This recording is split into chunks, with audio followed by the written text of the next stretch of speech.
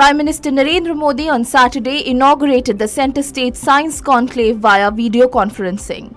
In his address, PM Modi said, "Science is like that energy in the development of 21st century India which has the power to accelerate the development of every region, the development of every state."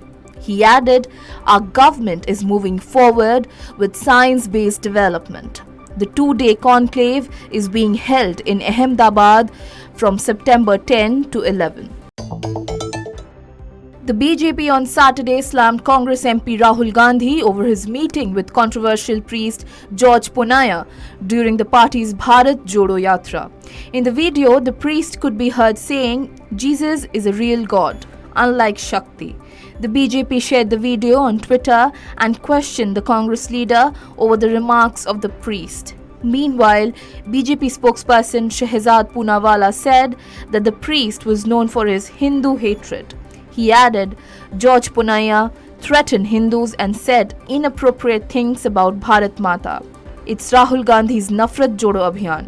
Congress has a long history of being anti-Hindu."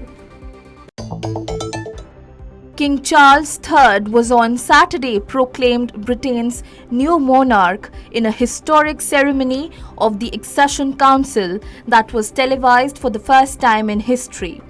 The ceremony marked his formal declaration and oath-taking at St. James' Palace in London.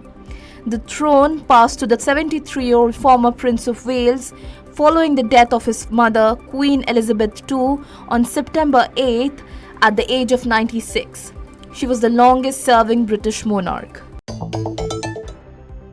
Union Home Minister Amit Shah on Saturday laid the foundation stone of the Tanod Temple Complex project under the Border Tourism Development Program in Jaisalmer. The Home Minister laid the wreath at Tanod Vijay Stambh and offered prayers at Tanod Rai Mata Temple. Shah also addressed a valedictory ceremony at a national-level meeting of the BJP's OBC Morcha in Jodhpur.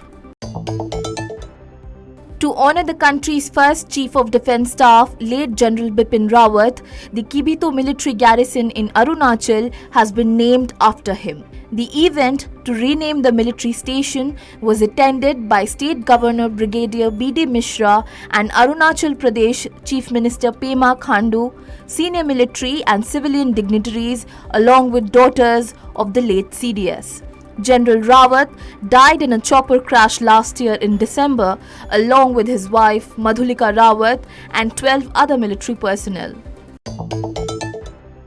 Jammu and Kashmir police have busted an overground worker module of Lashkar-e-Taiba.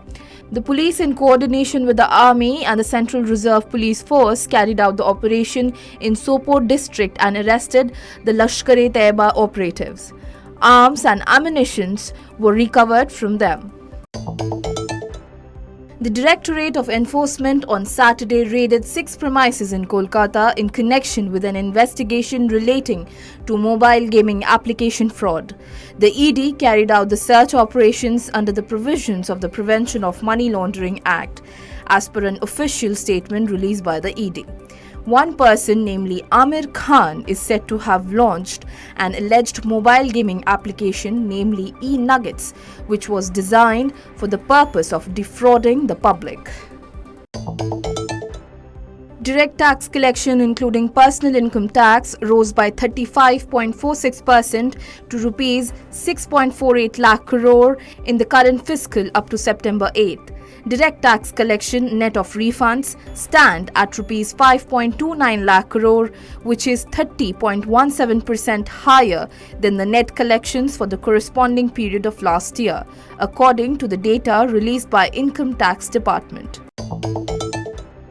Pakistan is still witnessing severe dollar liquidity crunch despite the resumption of International Monetary Fund program, as per reports. The IMF program under $6.5 billion was restored in late August. Notably, severe floods in the country is said to have aggravated the macroeconomic fundamentals. The floods are said to have displaced more than 33 million people and are estimated to have caused $30 billion of damage. The United Nations Office for the Coordination of Humanitarian Affairs in Afghanistan has voiced concerns over the rising food insecurity and poverty that has gripped the country's people. They have said that 25 million people in Afghanistan are facing poverty, 19 million people are facing food insecurity, and 5.8 million people are in protracted internal displacement, as per the UN body.